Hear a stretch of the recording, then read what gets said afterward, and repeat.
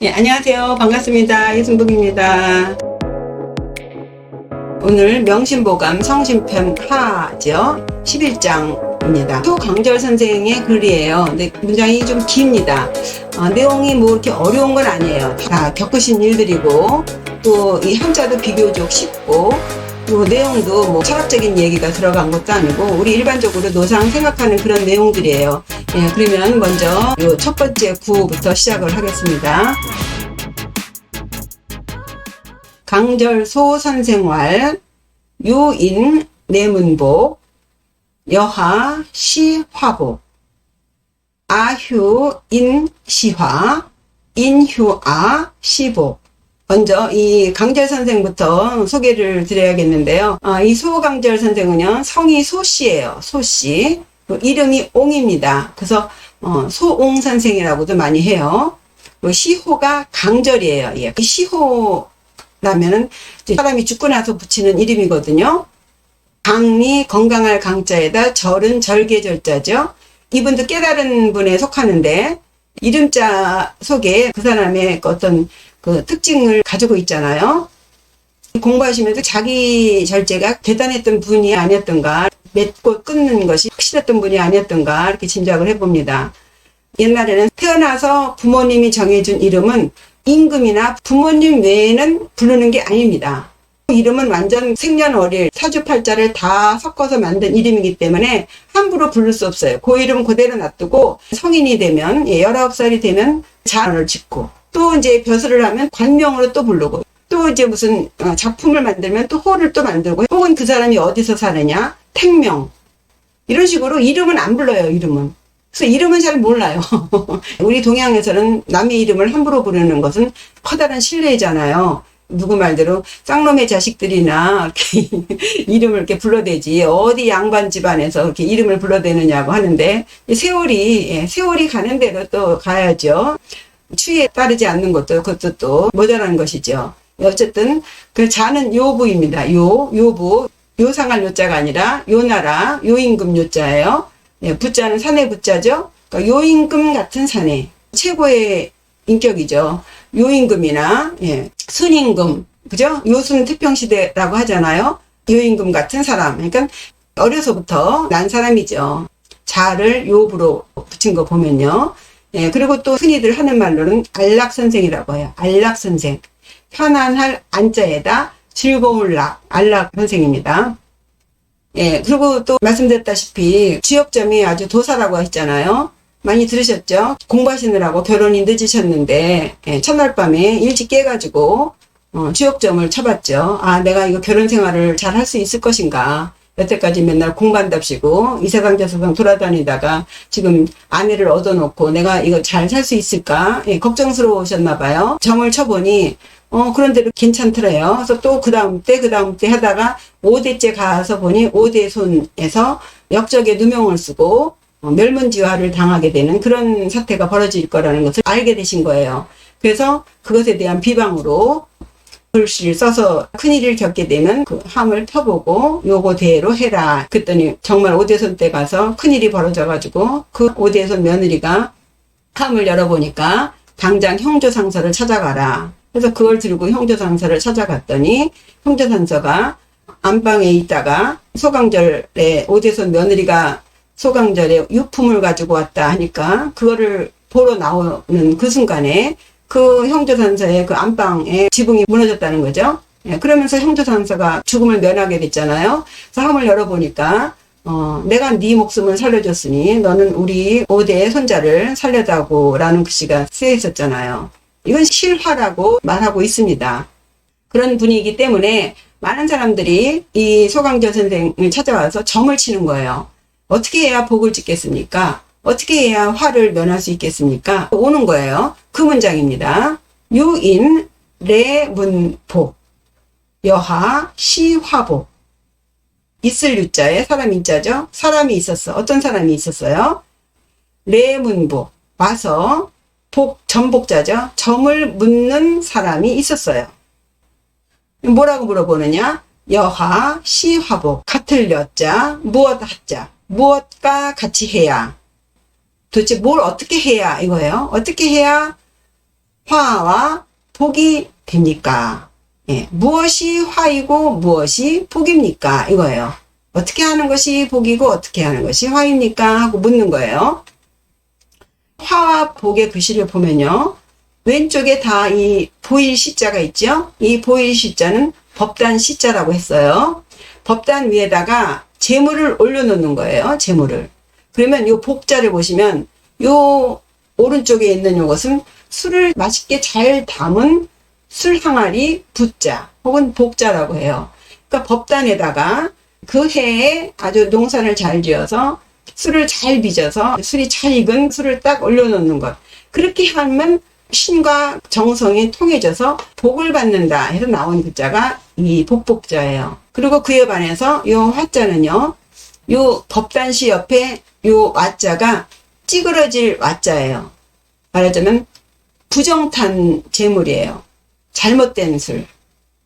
술이 쉬었다든가 부정탄 음식을 재물을 올려놓으면 재앙을 받는다 해서 만들어졌어요.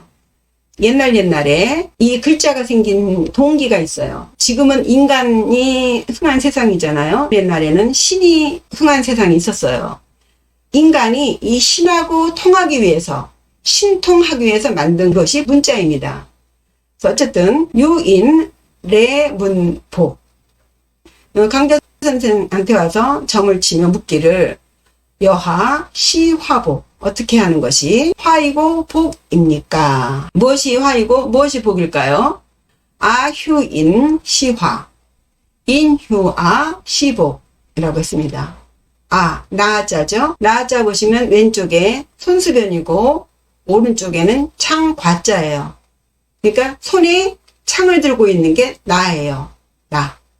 요즘 사람들은 나라는 것을 무엇으로 표시하나요? 내 돈이 통장에 얼마, 몇 평짜리 집, 이런 것으로 자기 자신을 표현할 수 있을 것 같아요.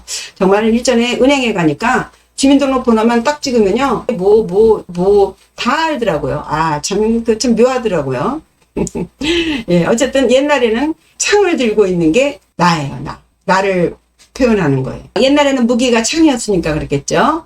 예, 어쨌든, 아휴, 인, 시화, 예, 내가 휴, 이지러질 휴예요. 이지러질 휴.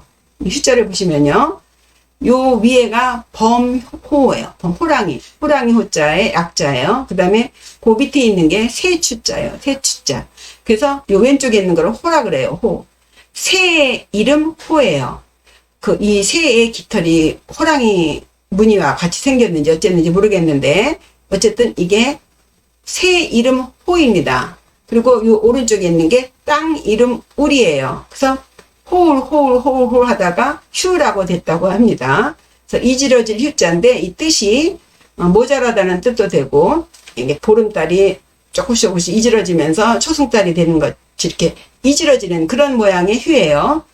모자라다는 뜻도 있고 배신하다. 예, 큰 거에서 작아지니까 그런지 배신하다는 뜻도 있고 해친다, 해꾸지한다라는 뜻이 있습니다. 예, 여기서는 해꾸지한다는 의미로 쓰인 거예요. 그래서 아휴인 하면 내가 다른 사람, 나 이외에 다른 사람을 해롭게 하는 거, 해꾸지하는 거, 이것이 강조로 들어간 거예요. 이것이 화이다. 화 다른 거 아니야. 내가 다른 사람을 해롭게 하는 것, 그것이 화야. 왜 그럴까요? 내가 다른 사람을 해롭게 했으면 그 사람이 화지 왜 제가 화인가요? 돌고 돌아서 나에게 화로 돌아온다는 거죠. 그럼 내가 남에게 복되게 하면 돌고 돌아서 복이 돌아올 수 있겠죠? 그것이 그 다음 문장이에요. 인휴아 시복. 다른 사람이 나를 해롭게 했어. 이것이 복이다. 남이 나에게 해롭게 했는데 거기에 맞춰서 똑같이 해롭게 하면 그건 화가 되죠.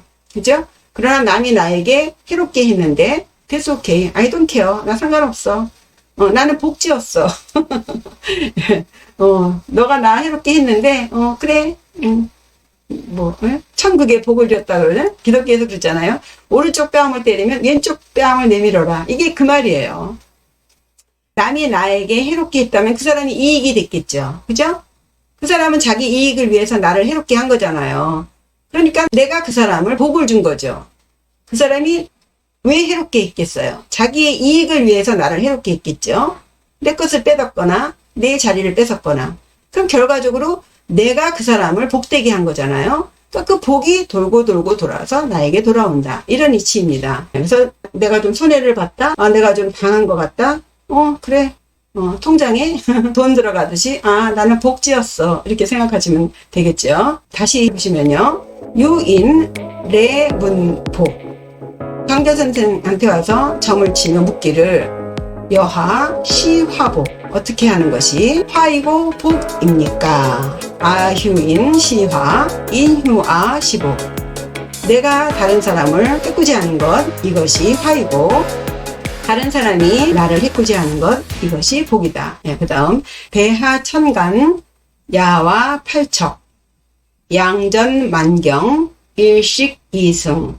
한 문장씩 보시죠. 대하천간, 대하 큰 대자, 요 하자는요 집 하자예요. 집은 집인데 큰 집 할 때 하자예요. 요 바깥에 있는 게 집 엄자고요. 속에는 여름 하자죠. 여름 하자가 원래는요 중국의 고대의 나라 하은주에서 하나라, 은나라, 주나라인데 하나라예요. 그래서 이 하자가 원래는 크다는 의미의 하자예요. 그러니까 집 엄자에다 클 하자가 들어갔으니 큰 집을 말하겠죠. 대하장전, 큰 집이 무너지니 일목난지, 기둥 하나를 가지고 버틸 수가 없구나. 우리나라가 일본에 넘어갈 때 누군가가 하신 말씀이에요. 대하장전, 일목난지. 큰 집이 장차 무너지려고 하니 내 하나의 힘 갖고는 어림도 없구나, 이런 의미의 너무나 낙담스러운 심정을 옮긴 글이 있습니다. 대하장전인 것은 이제 나라가 넘어간다는 표현으로 쓰인 거고요. 여기서 대하라는 것은 이제 큰 집, 궁궐을 말하겠죠. 궁궐. 대하가 천간이라도, 일천천자죠. 사이간자예요. 이 사이간자는 뭐 100칸짜리 집이네, 이런 거 있죠. 기둥과 기둥 사이, 요것이 한 칸이에요. 영조는요, 사도세자는 잡아먹듯이 그렇게 미워하면서도 그 옹주들은 그렇게 이뻐했습니다. 화한 옹주를 굉장히 이뻐해서요, 옹주가 시집갈 때요, 추사 김정희 있죠? 서화가. 김정희의 큰아버지가 영조의 사위예요. 그래서 이 옹주가 김정희의 큰아버지네 집을 시집을 가는데 당시에 66칸짜리 집을 하사합니다. 그럼 66칸이면요 궁궐 같은 집이라고 그랬어요. 궁궐 같은 집. 그런 집에서 김정희가 살아요. 왜냐하면 그 큰아버지가 일찍 돌아갑니다. 죽어요. 자손이 없기 때문에 그 양자로 김정희가 그 집에 들어가요. 66칸짜리 그 궁궐 같은 집에서 어린 5살짜리 애가 주인 행세를 하면서 삽니다. 그게 장점일 수도 있지만요, 그것이 단점이 돼서 나중에 기양살이도 하고, 그러죠.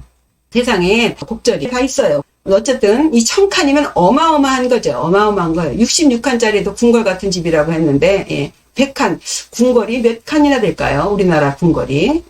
어쨌든 대하 1000칸이면 어마어마한 집이죠. 그런 집을 가졌어도 야와 팔척, 밤에 8척이면 누워. 내 몸만 누우면 자는 거죠. 그죠?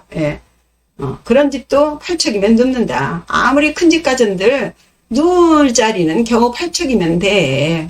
이거예요. 뭐 그렇게 욕심이 많아. 그죠? 대하 천간, 야와 8척. 1000칸이나 되는 큰 집도 밤에 8척이면 눕는다. 그 다음, 양전만경, 일식, 이승. 그랬죠? 양, 수우미양가. 수미양가에서 양자는 나쁜 것 같지만 좋을 양자입니다. 양가에서 가자돼요. 가능할 가자예요. 어쨌든 양전, 그럼 아주 좋은 밭이죠. 좋은 밭이 만경이라도, 이 경자는 일한경자죠. 좋은 밭이 만경이나 있어. 그래도 일식 이승, 하루에 2승, 2대면 먹는 거야, 하루에. 요즘 참 그 먹방이라고 해가지고 왜 그 짓을 하는지 정말 저는 이해가 안 갑니다. 그게 문제가 없을까요? 돈도 좋지만 왜 그런 프로들을 보여주는지 저는 이해가 안 가요. 꼰대라서 그런가 봅니다. 어쨌든 좋은 밭이 만일항이라도 하루에 2대면 먹는 거예요. 그러니까 뭐 그렇게 욕심내느냐. 정리해 볼게요. 대하 1000칸, 야와 8척. 1000칸이나 되는 큰 집도 밤에는 8척이면 눕고, 양전만경 일식이승. 만인왕이나 되는 좋은 밭도 하루에 2대면 먹는다. 그죠? 다음 문장이요. 구주 영인천 빈내 친야소 단간 351 상견 불려초. 한 문장씩 보시면요. 구주 영인천 했죠? 구. 오래 갈 구예요. 살 주자예요. 오래 산다. 주. 오래 머문다. 거주자 주자예요. 오래 머물면 영인천. 그래서 영. 명령할 영자인데 여기서는 뭐뭐로 하여금 뭐뭐 하게 하다라는 사역의 의미로 쓰였습니다. 뭘 명령하냐? 인천. 사람을 천하게 여기게 되고, 예를 들면 누구네 집에 이제 놀러를 갔는데 아무리 친한 집이라 하더라도 처음에 가면은 대접을 해주겠지만 오래도록 머물게 되면 좋은 소리가 나오지 않겠죠. 이 소리예요. 사람을 천하게 여기다죠. 빈내 친야소. 그렇죠? 빈. 자주 빈자예요. 오른쪽에는 머리 혈자죠. 도자는 도보할 때 도자잖아요. 머리를 자꾸 디미는 거예요. 들여다보는 거. 그래서 빈내 하면 자주 온다죠. 자주 와. 자주 들락날락 하면 친야소. 친한 사람도 소홀해진다. 멀어진다. 처음 오면은 와 왔어. 아이고 반가워라. 어서 와. 하지만 연신 들락거리면 왔나 갔나 이러죠. 친한 사람도 소원해지게 된다. 인지상정을 말하는 거예요. 뭐 좋다 나쁘다가 아니라 그렇다는 거예요. 오래 머물게 되면 사람이 천하게 되고 자주 들락거리면 친한 사람도 소홀해진다. 그렇죠? 부모 자식 간도 그렇잖아요. 손자가 오면 딱 30분 이쁘다 그러잖아요. 그런 겁니다. 단간 351 상견 불려초. 그렇죠? 단간. 오직 단자예요. 오직 간. 볼간자. 이 볼간자를 보시면 위에 손 숫자가 있죠? 아랫자는 눈목자예요. 눈 위에 손이 있어요. 그죠? 보긴 보는데 어떻게 보는 거예요? 주마간산. 말을 타면서 싹 산을 보고 가는 듯이 보는 게 이 간자예요. 자세히 좀 봐. 뭐 이렇게 주마간산 하듯이 봐. 쓱 훑어보는 거예요. 오직 3일이나 5일 그렇게만 봐도 상견 불려초. 서로 보는 것이 처음 같지는 않다. 그죠? 당연하죠. 요즘같이 다 각각 사는 세상에서 더 안 되는 거죠. 요즘은 뭐 부모 자식 간도 때 되면은 나가줘야 되고 부부간에도 뭐 남편이 하루 종일 있으면은 뭐라고 그러잖아요. 그런 세상이죠. 인간이 점점 멀어지는 세상이에요. 인간과 인간 사이에 이제 사물들이 막 들어오는 거예요. 사물들이. 인간 세상에서 이제 사물 세상으로 넘어가는 거예요. 짐승 세상으로 가는 거예요. 그러니까 인간끼리는 점점 멀어지는 거죠. 부모는 안 봐도 남편은 없어도 강아지는 키워야 돼요. 그런 세상이 됐잖아요. 초자는 처음 초예요. 보시면 왼쪽이 옷 의자입니다. 옷 의자. 그리고 그 옆에 있는 게 칼도자죠. 칼로 옷을 자르는 거예요. 시초초자로요. 정리해 보겠습니다. 구주 영인천 빈내 친야소. 그죠? 오래 머물면 사람을 천하게 여기고 빈내 친야소. 자주 오면 친한 사람도 소원해진다. 멀어진다. 그죠? 단간 351 상견 불려초. 단지 3일 5일만 봐도 서로 보는 것이 처음과 같지 않다. 다음 문장 보시겠습니다. 갈시 일적 여감노 치후 천배 불여무. 이 문장도 같은 뜻이에요. 한 문장씩 보시면요. 갈시 일적. 그렇죠? 갈. 목마를 갈자예요. 요 왼쪽이 물수변이죠. 요 갈자는요. 다하다. 끝난다는 의미가 있어요. 요 밑에 있는 게 이게 망자예요. 망할 망자. 그래서 물이 다 끝났어. 물이 없어. 그냥 목마를 갈자가 됩니다. 갈증 난다. 그죠? 갈증. 갈시. 갈증 날 때, 목마를 때, 일적. 이 적자는 물이 한 방울씩 한 방울씩 떨어지는 모양을 만든 거예요. 물수변 있죠? 물 한 방울. 목마를 때의 물 한 방울은 여감노. 같으려. 마치 뭐뭐와 같다. 달감자예요. 감노수. 이슬로자. 감노수와 같아. 목마를 때 물 한 방울 먹어보세요. 얼마나 답니까? 그죠? 목마를 때 물 한 방울은 감노수와 같지만 취후 천배 불여무. 예, 술 취할 취자죠. 요 왼쪽에 닭 유자인데요. 요건 닭 유에서 온 게 아니라 그 옆에다가 물수변을 넣으면 술 주자가 돼요. 술 주자. 그리고 요 오른쪽에는 쫄병 끝졸자죠. 예, 그래서 술 먹은 끝이 어떻게 되나요? 취하잖아요. 그래서 취자가 된 거예요. 그래서 취후, 술 취한 후에 더할 첨자죠. 첨잔하다 그러잖아요. 첨잔. 잔을 더 첨가한다. 첨잔 대신에 여기는 첨배라고 했습니다. 이게 술잔 배자예요. 그래서 취한 후에 한 잔 더 마신다는 것. 예, 첨잔을 하면 불여무. 없는 것만 못하다. 안 먹는 것만 못하다. 예요. 목마를 때 물 한 방울은 감노수 같지만 이미 지금 완전 술이 취해 상태에서 술 한 잔 더 먹는 것은 오히려 안 먹는 것만 못하다. 같지 않다죠. 목마를 때 물 한 방울은 사람 생명도 살리지만 술 취한 후에 한 잔을 더 마시는 것은 오히려 더 해가 된다는 거예요. 그런 말 있잖아요. 공자님이 하시는 말씀이에요. 있는 사람에게 보태주지 말아라. 없는 사람을 줘야지. 근데 사람들은 그렇지 않죠. 있는 사람을 더 줘요. 없는 사람은 조금 줘요. 왜? 다음에 받을 생각을 하기 때문에 있는 사람을 주는 거예요. 없는 사람 줘봤자 돌아오는 게 없어. 있는 사람은 내가 이만큼 주면 이만큼을 줘. 그러니까 있는 사람을 더 주는 거예요. 없는 사람을 줘야 되는데. 그죠? 있는 사람을 주는 것은 술 취한 사람에게 술 한 잔 더 주는 것과 같아서 아무 이득이 없어요. 없는 사람 줘보세요. 그 사람은 그걸 당장에는 못 갚지만 굉장히 도움이 되는 거죠. 복을 10배를 더 주는 거예요. 그래서 목마른 사람에게 물 한 잔을 주는 거죠. 배부른 사람에게 줘봤자 그거는 버리는 겁니다. 없는 사람을 줘야 그 사람이 크게 이익이 되기 때문에 그 이익이 나한테 복으로 오는 거죠. 이걸 꼭 계산상으로 하자는 게 아니라 말하자면 그렇다는 거죠. 예. 정리해 볼게요. 갈시일적 여감노.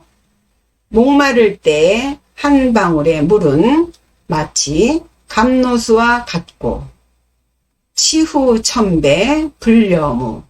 취한 후에 술 한 잔 더 하는 것은 없는 것만 못하다. 더 해롭다는 거죠. 술 취한 사람 술 더 먹으면 술병 나잖아요. 예. 이로울 게 없죠. 예. 다음 문장 보시겠습니다. 주불취인 인자취, 색불미인 인자미. 주불취인 술주자, 불 아닐 불, 취할 취자. 술이 사람을 취하게 하는 것이 아니고 인자취, 사람이 스스로 취하는 것이다. 그 다음에 색불미인, 색, 여색 혹은 사물의 아름다운 것, 그런 것이 사람을 미혹시키는 것이 아니라, 사람을 유혹하는 것이 아니고 인자미, 사람이 스스로 미혹되는 것이다. 스스로 빠지는 것이다. 분위기에 취해서 그럴까요? 미인방명이라고 그러잖아요. 미인방명. 미인이 영웅호고를 꼬셨나요? 지들이 좋아해놓고 이게 그거래요. 옛날에 왕들이 취하는 그 궁녀들의 나이가요 10대요 10대 초반. 걔네들이 뭘 알겠습니까? 경국지색이라 가지고 그 미인들이 나라를 무너뜨렸다 그러잖아요. 경국지색. 영웅호골들은요 다 40대 50대 60대예요.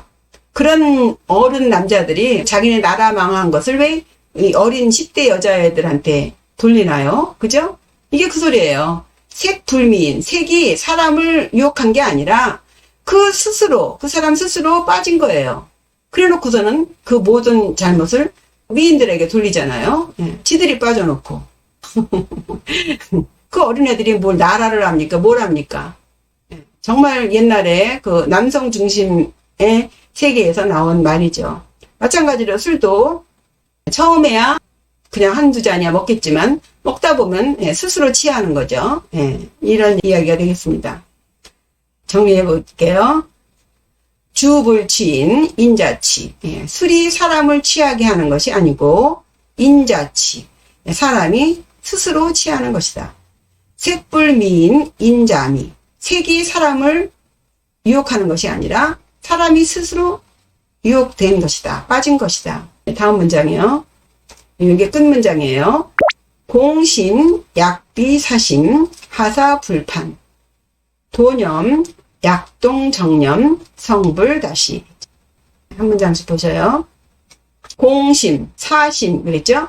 그 사사롭게 자기의 이익을 위해서나 사적으로 마음을 먹는 것을 사심이라고 하고, 그런 것 없이 공평하게 하는 마음을 공심이라고 하죠. 만약에 이 공심을 사심과 나란히 한다면, 요 비자가요, 비교할 비자도 되지만, 요게 나란히라는 의미가 있어요. 그러니까 공심을 사심과 같이 쓴다면, 하사불판, 하, 무엇 하자고, 사, 일사자죠. 무슨 일이든, 불판, 아닐 불자, 힘쓸 판자요. 힘력자 들어갔죠? 무슨 일인들 힘쓰지 않겠느냐. 예. 그러니까 공평하게 해야 할 때 사사로운 마음으로 한다면 무슨 일인들 힘쓰지 않겠느냐. 자기 사적인 마음 쓸 때는 아주 온 힘을 다해서 하잖아요. 목숨 걸고 하잖아요. 그러니까 그러한 사심을 공적인 마음 쓸 때 쓰면은 어떤 일인들 힘쓰지 않겠느냐. 되시겠죠? 도념, 약동, 정념, 성불, 다시. 마찬가지예요. 도념, 도를 생각하는 마음. 그리고 정념, 인간의 정에 빠져서 하는 마음이 정념이에요. 그럼 도를 생각하는 그 도념을 마치도 정념하듯이 한다면 성불, 부처가 되는 것은 아주 때가 많아. 때때마다 부처가 돼. 네. 정념 쓸 듯이 도념을 써봐. 야, 너 누구 사랑하는 마음처럼 도를 생각해봐. 그러면 너는 매사에 성불해. 부처가 돼. 매번에 깨달어. 성불 때가 아주 다시 마늘 따 때시에요. 때때마다 깨닫는 거죠. 다시 정리해 볼게요. 공심, 약비, 사심. 예. 공심을 마치 사심 쓰는 것처럼, 사적인 마음 쓰는 것처럼 공심을 한다면, 그러면 하사불판, 무슨 일인들 힘쓰지 않겠어? 도념, 약동, 정념. 도를 생각하는 마음을 정념하듯이 똑같이 한다면, 이 비자와 동자는 같은 뜻입니다. 예. 도념 쓰기를 정념 쓰듯이 한다면 부처되는 것은 때가 많아. 벌써 부처되고도 남았어. 이 얘기입니다. 예. 저 문장이 많지만 뭐 내용상 그렇게 어려운 거는 없었다고 봅니다. 예. 그리고 소강절 선생에 대해서는 제가 동영상에 한 두어 번 올렸습니다. 복습 삼아 한번 천천히 설명드려 보겠습니다. 이 선생은 16살 때부터 정지 이지제라고 하는 도인 같은 이런 분한테 하도 낙선이, 복기 8개니, 천문역법 같은 것을 배웠어요. 그러니까 이런 공부를 아는 사람들은요, 만나기가 어렵습니다. 아무리 공부하고 싶어도요, 만날 수가 없고, 안 만나면 절대 알 수가 없는 게 많아요. 절대 몰라요. 시중에 있는 책들은 누가 한 명 쓴 책 가지고 우려먹는 거예요. 그 선생들이 하는 말을 못 들으면 알 수가 없어요. 그래서 도가 끊어진 상태입니다. 그러니까 인연을 맺은 사람만이 어떻게 하다가 우연히 하나씩 얻어 듣는 거 있죠? 예, 그거에다가 자기가 이제 공부를 해서 터지는 거 외에는, 숨어서 공부하는 사람들이 또 많이 있다고는 하는데, 만나기도 어렵고, 저 사람이 진짜 도인인지, 아니면은 그야말로 그런 건지, 많잖아요. 사이비 종교들이 워낙 많잖아요. 판단하기도 어려워요. 뭐 알아야 판단을 하죠. 지금 모든 문화예술이 다 세계적으로 섞이는 세상이기 때문에 올바른 것을 판단하기가 어렵습니다. 그러니까 상식적인 선에서 찾으려니 기이한 것을 알아봐야 되는데 기이한 것이 상식이냐고요. 그러니까 만나도 못 알아보는 거죠. 눈앞에 두고도 못 찾는 거예요. 그래서 어쨌든 이 강절 선생은 이 스승을 이렇게 만나서 이런 공부들을 했습니다. 그래가지고 이렇게 하도 낙서도 만들고 이렇게 이게 읽어보면 굉장히 상식적인 것 같은데요. 이론상만 상식이에요. 이론만. 실천에 들어가면요 알 수가 없습니다. 어려워요. 그렇게 해서 그런 공부를 해가지고요, 유가의 주역 있죠. 그 주역 철학에다가 이 도가의 옛날부터 내려오는 그 선천상수학이라는 게 있어요. 그것을 혼합시켜서 나름대로 독특한 선천상수학이라는 것을 수립했다고 합니다. 저도 이거 좀 공부 좀 해보려고 했는데 아우 어렵더라고요. 혼자 공부하기는 어려워요. 그래도 조금 베이스를 뭐 좀 깔아 줄 수 있는 그런 선생을 만나기 전에는 예, 어려운 것 같아요. 4의 베이스로 자연 현상을 설명했어요. 이 세상의 이런 현상계의 모든 것을 양, 강, 유, 이 4개의 근본적인 것, 4원이라 그래요. 그 4원의 작용으로 만들어졌다. 이 세상은. 예, 그렇다고 해서 4의 베이스로 이 자연 현상을 설명을 하고 그렇게 만들어졌기 때문에 어떻게 만들어진 걸 알기 때문에 이후에 어떻게 이 세상이 돌아갈 것이라는 것을 안다는 거죠. 그래서 미래를 예측할 수 있었다는 거예요. 과거도 알고 미래도 아는 거예요. 예, 그리고 매화역수법이라든가, 예, 복서, 주역점의 대가라고 알려져 있어요. 이런 분이기 때문에, 당대의 그 성리학자들, 유학자들이 이 강절 선생 집에 그냥 수레가 들락날락 했다고 하잖아요. 그리고 이분 자체가 벼슬을 하지 않고 자연을 벗삼아 다니면서 명삼대천 다니면서 예, 견문을 넓히고 친구들을 많이 사귀었다 그래요. 이 자체가 공부거든요. 이렇게 하다 보니 많은 사람들이 강절 선생을 찾아뵙겠죠. 강절 선생이 특히 알리고자 한 것이 그 도덕 수양법입니다. 허심과 내성이에요. 마음을 비워라. 이거는 뭐 성인들은 다 하신 말씀이죠. 마음을 비워라. 그리고 내성, 스스로를 살펴라. 자기 자신을 돌아봐. 남 비난하지 말고 네 스스로를 봐. 이거죠. 맨 이 얘기인데 우리 다 이거 못하고 있잖아요. 허심탄회하게 말해봐. 그러죠? 예, 허심. 마음을 비워. 뭐예요? 욕심을 버려. 너 결국 죽을 때 갖고 가는 거 하나도 없어. 아무것도 안 가져가. 그러나 가져갈 수 있는 게 있다 그랬죠? 그게 이거잖아요. 허심과 내성. 예, 마음을 비우고 스스로를 살펴본 이름으로서 나온 공덕. 이 공덕은 죽을 때 가져갈 수 있다는 거죠. 이분은 내성 외왕지도를 말했습니다. 이 왜 벼슬을 안 했냐면요. 인격적으로는 성인의 덕을 갖추었고, 예. 그리고 외부로는, 이 세상으로는 임금의 덕을 갖춘 사람이 통치자가 돼야 된다는 거예요. 그러니까 우리는 성인 따로, 임금 따르잖아요. 옛날에는 재정일치 해가지고 제사장이 왕이었어요. 한 사람이 했는데, 어느 순간부터 역사가 이제 바뀌면서 왕 노릇하는, 정치하는 사람 따로, 종교적인 사람 따로가 됐잖아요. 근데 이 소강절 선생이 주장하는 것은 성인이 정치를 해야 된다는 거죠. 성인이. 다시 옛날처럼 재정일치가 되지 않으면 절대 태평성대를 이룰 수 없다는 거예요.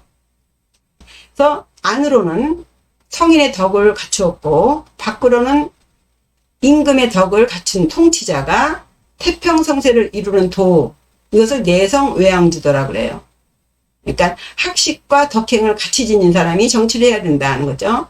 그래서 당시 송나라 때 그 유학을 기본으로 해서 불교의 선사상과 도교의 자연사상을 다시 해석해서 통합시킨 거예요. 그러면서 육아의 새로운 학풍을 만들었죠. 이 소강절 선생이 같이 어울려 다니는 북송오자라고 해요. 북송대의 5명의 선생.